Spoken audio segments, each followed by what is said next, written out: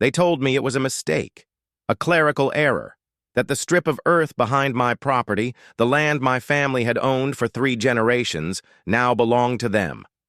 I fought them in every meeting, with every document I could find. They just smiled and built 35 perfect homes for their perfect neighborhood. So I walked up the hill to the old maintenance shed, to the lever they had all forgotten about. I didn't come for a meeting this time. I came for a flood. What would you do when the people who make the rules break the biggest one of all? They told me it was a mistake, a clerical error, that the strip of earth behind my property, the land my family had owned for 3 generations, now belonged to them. I fought them in every meeting, with every document I could find. They just smiled and built 35 perfect homes for their perfect neighborhood. So I walked up the hill to the old maintenance shed, to the lever they had all forgotten about. I didn't come for a meeting this time. I came for a flood. What would you do when the people who make the rules break the biggest one of all? My grandfather always said this land was more than soil and trees. It was our family's anchor. For decades, that's exactly what it felt like. My modest home sat on the edge of a sprawling 10-acre plot that had been in our family since his time. It was my sanctuary, a quiet world of old oaks and the gentle sound of the creek that marked the western border. I knew every inch of it. Life was simple and predictable. I'd sip my coffee on the back porch, watching the sun rise over the untouched meadow. It was my inheritance, my peace. I was a quiet member of the newly formed HOA next door, paying my modest dues for the shared road maintenance, never causing a fuss. The Cypress Grove community was just neat rows of houses in the distance, their identical roofs a stark contrast to my wild, beloved acreage. The ominous letter. The first sign that my world was about to fracture wasn't a loud argument or a threatening letter. It was a single, polite letter from the HOA board, slipped into my mailbox among the bills and catalogs. It was about a property line clarification, suggesting a friendly survey to ensure everyone is on the same page. They framed it as a formality, a boring administrative step. I barely thought twice about it, assuming it was just another piece of paperwork in the life of a homeowner. I had no idea that this innocent-looking letter was the first quiet move in a war for the very land beneath my feet. The stack of fines. The next letter wasn't polite. It was a formal notice. "It has come to our attention," it began, in that cold, bureaucratic language designed to strip away humanity, "that you are in possession of association property." The attached map, stamped and certified, showed a shocking new property line that carved off nearly 8 of my 10 acres, placing my own creek and the land the 35 new homes were built on squarely inside HOA territory. Their claim was based on a decades-old ambiguous land grant document they'd discovered that superseded my clear deed. My land, my family's land. They had simply redrawn the map and declared it theirs. Then the real harassment began. It was a coordinated campaign of petty tyranny designed to break me. Since I was now, according to them, a resident on their property, I was subject to all their rules. I received a fine of $500 because my lawn, the wild meadow that had been there for a century, was overgrown and unsightly. Another fine because my rustic wooden mailbox did not conform to community aesthetic standards. They demanded I repaint my house from its earthy brown to one of their approved pastel colors. Each day brought a new envelope, a new violation, a new financial demand. They filed a lien against my house for the unpaid fines. They had the power to literally try to take my home away over violations for rules I never agreed to on land that was mine. My lawyer advised caution, promising we were building a case, but the legal wheels turned impossibly slow, and each day the pressure mounted. I felt like a prisoner on my own property. I stopped sitting on the porch.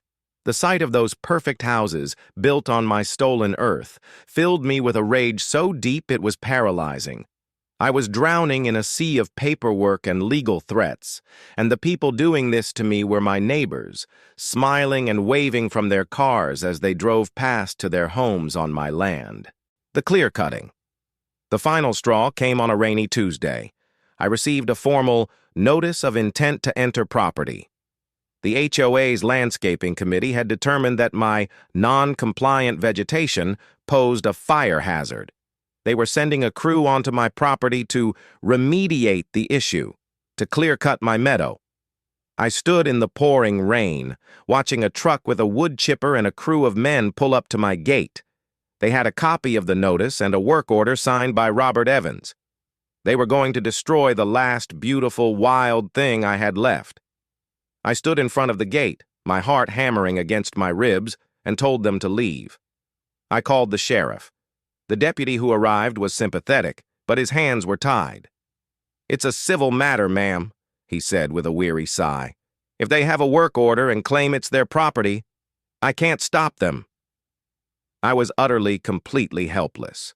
The roar of the wood chipper starting up was the sound of my defeat. I stood there, soaked and shaking, as they began tearing into the undergrowth at the edge of my property. But as I watched them work, my despair began to crystallize into something else, something cold and hard and determined. They thought this was about grass and trees and mailbox colors. They thought I was beaten. As I turned to walk back to my house, my eyes traveled past the destruction, up the hill behind my property, to the small, forgotten concrete shed barely visible through the trees. The shed my grandfather had helped build all those years ago, when this was all just farmland. The shed that housed the controls for the old irrigation dam on the creek. They were so focused on the land they stole, they never once thought about the water. The Journal of Truth. I didn't talk about property law or boundary lines. I talked about my grandfather. I described his hands, calloused and earth-stained, as he planted the oak tree that now had an HOA stake driven beside it.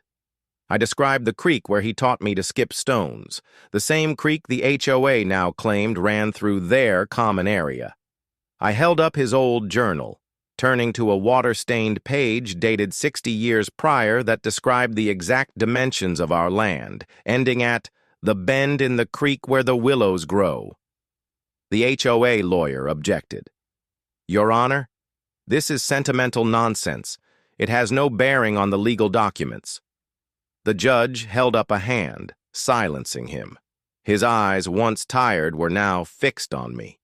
"I'd like to hear the rest," he said, his voice quiet. And then I played my only card. I told them about the dam, not as a threat, but as history. I explained how my grandfather and his neighbors, decades before the HOA existed, had built a small irrigation dam on the creek. It was a community project for farmers, all of whom were now gone. The land the water flowed through was ours. The easement for maintenance was recorded in my deed, and mine alone. The HOA's shiny new plat maps, so focused on the dirt, had completely ignored the water rights. They had built 35 homes directly in the floodplain of a creek they didn't control. Then Ben stood. "Your Honor, if I may, we have provided not only the original easement and water rights documentation, but also a certified hydrological survey." He approached the bench with a new, thick file.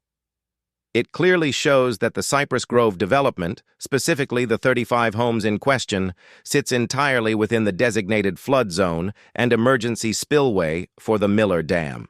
A dam which, by legal right, my client solely controls the outflow for." The HOA lawyer scrambled to his feet, sputtering objections, but the damage was done. The judge examined the documents, his expression growing grimmer by the second. He looked from the hydrological maps to the HOA's property plat, then directly at Robert Evans. "Mr. Evans," the judge said, his voice like ice, "are you telling me that your association developed a residential neighborhood without conducting a basic hydrological survey? Without checking for existing water rights and easements?"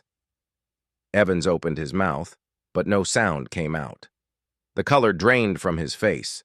The public humiliation was absolute. He wasn't a powerful king anymore. He was an exposed fool who had cost his community millions. The judge didn't need to hear more. He denied the HOA's motion for eviction on the spot. He voided their property lien against me, and then he issued a ruling that made my blood run cold with its power. He granted a temporary injunction, freezing all HOA activities on the disputed land pending a full environmental and property review, citing a staggering level of negligence and potential fraud. I had won. I had exposed them utterly.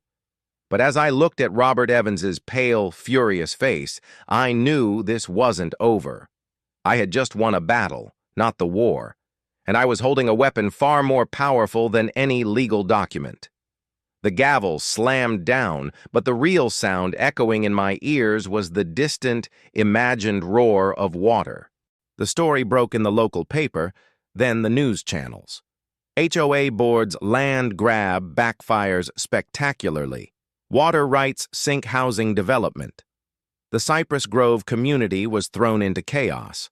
Those 35 families, the ones I had resented for living on my land, were now my unintended allies. They were terrified. They had bought homes that were not only built on disputed land, but were now revealed to be in a legally precarious flood zone.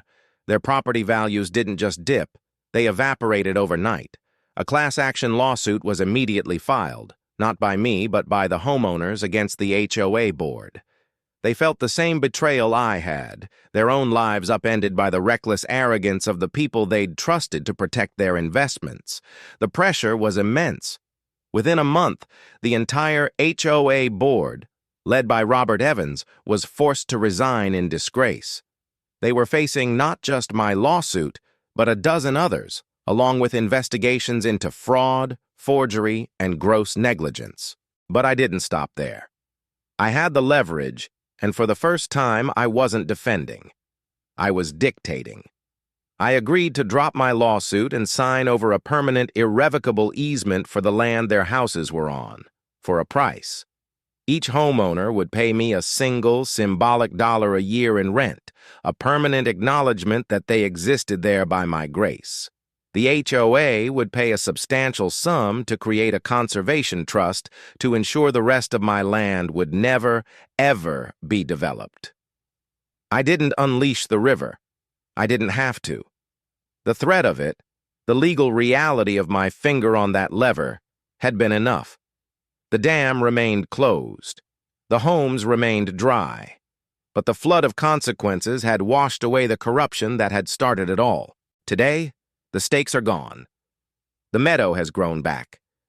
I drink my coffee on my porch, looking out at my land, and the houses that now, finally, understand their place.